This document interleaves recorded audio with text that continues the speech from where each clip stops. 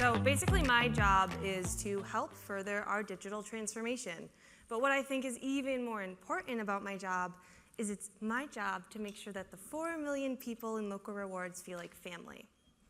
Now, that's kind of a big, tall ask, 4 million people to feel like family, to feel like best friends, to feel special. But we've gone under this transformation over the last 7 years to really start to get after that one-to-one relationship. And so what I want the folks here in the room today to take away is hopefully either where you can start or further your own digital transformation and make sure that the people in your business also feel like family. All right, so before we get into it, I do want to share a little bit about El Pollo Loco. We're the nation's leading fire-grilled chicken brand, and we started all the way back in Mexico, where our founder sold his family chicken recipe out of a local store. It was a smashing hit, and quickly thereafter, we opened up in LA, the American Dream, and from there, we've actually grown and sustained over almost 500 restaurants. Huge, right? We're also a billion-dollar brand, but we stay true to the roots that is culture, family, community, and serving fresh, great food to our people. We make everything in-house daily. Our guacamole is done by hand. Our salsa is prepared by our staff. Even our chicken is made over an open flame. It's truly a remarkable brand, and if you never had the chance to go, shameless plug, please visit. Now, a little bit about our menu. Our menu is very vast. So we have everything from chicken meals to tacos to burritos and tostadas, salads if that's your thing. And I want to highlight this. It's important because you'll walk into an El Pollo Loco on a Friday night and you're going to see very different people. First, you might see a mom. She's there picking up a family meal. It's for her family of 6 because 1, it's super easy. She can pick it up, no cleanup.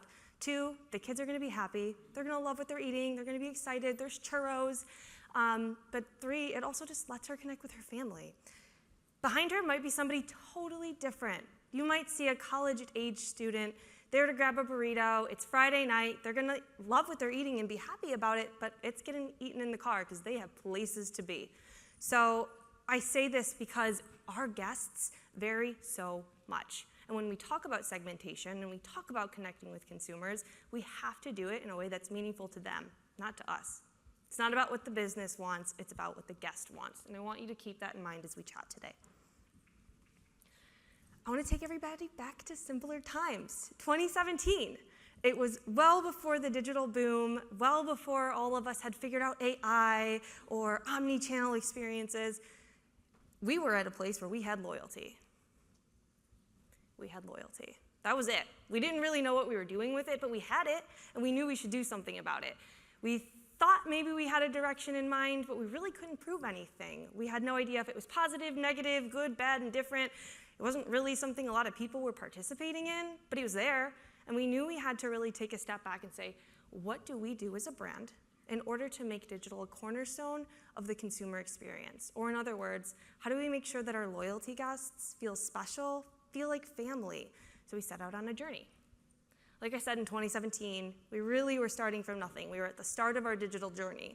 We weren't segmenting anything. That mom buying a chicken meal and the kid buying a burrito, well, they were both getting a message at lunch about a tostada, which is really cool, but probably not the most helpful thing. And so we said, we gotta kind of figure this out. We have to find a way to personalize this experience for people because we're not doing it. At that same time, we really had no idea what our loyalty program was doing for us. We couldn't really prove any measurement. We, in some cases, saw numbers that weren't so good. And so we started to take a step back and make a change. We moved over to a white label app. We redid our loyalty program, and we were on our way.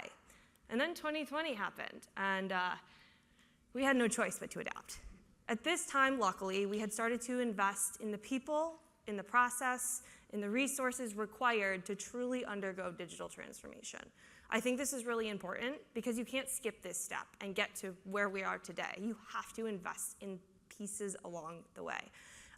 We started using manual segmentation. We said, we know who our family meal buyers are, so that woman buying for her family Friday night gets the right message. We know who our burrito buyers are, so we'll make sure we talk to them the right way. And the people that like to order online, we were now talking to people in more relevant ways. At this time, we also started using very basic personalization. Nothing riveting. Merge tags are a really big deal, but Names go a long way when you're talking to your family, so we started to implement those very basic tactics. And we actually could say, this is what we think we're doing with our program. We don't have a precise measurement, but we know the barometer is moving in the right direction, so this is really good. So we were on our way. Then in 2022, we had started to test into some AI and machine learning, and we had massive success. We said, this is really exciting. Like, we have something here. We implemented propensity modeling, which I'll talk a little bit more about later, and continued with basic personalization. Now, it wasn't really personalization necessarily in like some fancy tool that we had implemented or anything beyond what we had done from a content perspective, but we were just continuing to deliver the right message to the right people at the right time. And I know we've all heard that as marketers, but we were really excited that we got there. We also were able at that time to prove the program level impact. So in 2022 alone, because of these changes we made, we actually generated over $8 million in incremental revenue alone. That's a really big deal. And as marketers, it's so powerful to sit down in front of a board, in front of a leadership team and say, this is exactly what I did. And I know this with confidence. So we were getting somewhere. We said, digital's doing well, let's keep going. And at this time, we redid our mobile app. It's a custom mobile app. I think there's someone even in the room that helped take part in it, so thank you. And then we also redid our loyalty program. We did it with the idea that we now held the keys to the digital experience. We were at the point where we had the resources, the people, the process to get something out of it. And so it was time for us to take that next step and to truly take lead in our own digital transformation. Today, my nerdy marketing self is excited to say that we have an array of AI and machine learning that we're using, and I'll touch a little bit about that in the end. But we've moved into dynamic personalization. I'll give you a few examples. We can now do things like show you where you are in your loyalty journey. Super basic, but great. Here's how many points you have an offer available, wonderful. Here's your closest location. All these things help add a human touch. But we can also do things like if there's an ingredient not available in a market, we can make sure that imagery that is being displayed to guests is not showing that ingredient that's not available. That's good marketing. That's making sure that you're communicating and meeting people where they are. So it's cool for us because we're at a place right now where every message that we send out is unique. It's not the same. Everybody gets different content. Everybody gets different messaging. Everybody gets a different journey because they're different people and they deserve to. All right, so before we talk about kind of business and how we got there, I have a question for everyone in the room, and I want you to take a look around and think to yourself. If I ask you, what would you do if you had one chance to go up to every single person in this room and strike up a meaningful conversation? You don't get to ask a question, you just have to know. What would you talk about? Do you know? Do you know what everybody in this room would want to talk about? Because I do. It's obviously the weather, duh. But that only gets you so far, right? People don't want to necessarily sit and kick back and talk about the weather for an hour. That's not going to get you a meaningful conversation. So what else can we do? We could send out a survey to everybody before this conference, and we could say, hey, what's your favorite hobby? And we could end up with 3 different groups, people that like history, people that like sports, and people that like fashion. That could help, right? It's kind of like our breakout tables in a way. We know that this is what people want to talk about the most. But what it doesn't tell us is, things like if they like American or European football, because that's a blunder if you mess that up, right? And so we're not quite there yet, but we're on our way. So what if instead we had a program or an algorithm that could say, hey, we know what people like, maybe the most, but we know what they dislike, and we know where stuff falls in between. Something kind of like this, right? Where you can rank interests and sub-interests and be able to truly understand people at a more granular level.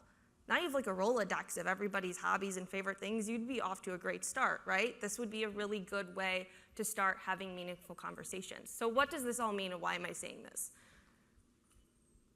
The clicker will work, let's see. Oh no, there we go. This is what it looks like from going from non-segmented to manually segmented to AI and machine learning-led segmentation. This is what it looks like in a nutshell. This is the basic principle of it all.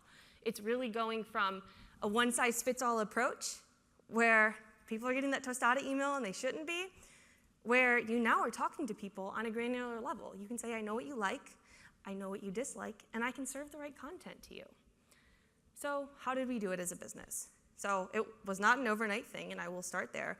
But we started with kind of manual segmentation, right? And we said, we know there's groups of people. We have people that buy family meals, individual meals, value meals, online ordering, in-store, etc. We can kind of talk to them that way. This is good. This is a really good start. And there's no shame in being here, by the way. This is a really great place to be as a brand. But what you sometimes run into is this. There's a ton of overlap. That mom buying a family meal on Friday night, she might come in on Monday and buy a tostada, as she should, as she's allowed to. Not everybody is going to fit squarely into a box. So when you use manual segmentation, you grow to a point where the complexity might be a bit overwhelming. Segments will be overlapping, your calendar will be an absolute mess. It's just going to be difficult to truly make meaningful impact over time. And so when we take AI and machine learning, for example, we can control inputs to get meaningful outputs and ensure that it's relevant and personal to the people that we're talking to. The really great thing about this and what we did is we basically said, here are 30 products, for example, that we really want to focus on. Tell us who we should be talking to these about. And it would take every guest on an individual level and match them with the right product. This was really powerful, but how do we take it a step further? Well, we take data, and this is where data comes into play. We can take things like RFM and CLV, plug it in with ideal business outputs, and get something that now we can message people about the right product, send them the right offer at the right time, and make meaningful, real impact to the business. With this, we saw lift from both transaction, average check, conversion, et cetera. We saw sales, and we saw our engagement numbers go up. Ultimately, we knew we were sending people what they wanted to talk about, what they wanted to hear about at the right time. This was really good for us. So to kind of recap where we ended up in 2022, we took this machine learning program where we were sending an always-on thing weekly to people. We had weekly messaging reaching people's inbox just once. Don't over-message people. We don't over-email people, golden rule. Sometimes we sent even less, I will say that. But we ended up having $150,000 in incremental impact per week, 11,000 incremental transactions per week, and we grew from previously sending, I don't know, like 6 to 8 campaigns a week to 54. And I highlight this because it's so important to understand the resources that need to go into building something like this are immense. It's not that you need millions of dollars, it's you need people. If you do not have the right people, the right teams, the right buy-in, you can't execute it. But you can start, and there is always a place to get there. So for us, this is what it looked like. We've continued growing past this point as well. We've done a lot more in terms of AI, machine learning, and I'll kind of talk a little bit about what those might be. So beyond ChatGPT and generative AI, AI can be practical, AI can be easy, AI can be something that everybody in this room can leverage to some degree. For us, I just shared a little bit about how we used it with offers, with messaging, but we use it in other ways too. We have closed loop models that are currently helping us query our data. We can say, hey, in Vegas on Thursday, who is my most valuable guest and how can I message them more effectively? What can I do to reach them more effectively? And it will take our data as a business and it will comb through it and it will tell me exactly what I'm looking for in less than a minute. That was something that previously took probably like an embarrassing hour, you guys, like probably an hour for me to figure that out, if at all, right? And so it's not that AI is gonna replace creativity.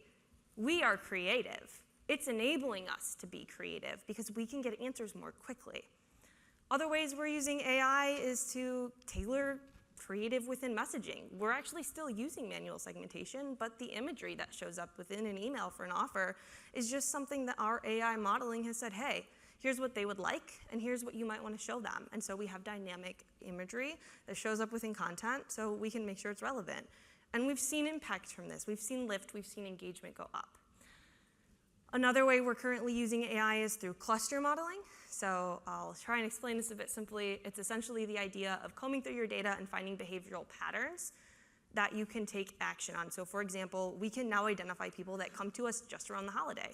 We can identify our customers that are low-frequency family meal buyers. And with that, we have the RFM numbers behind it to be able to build journeys around those people.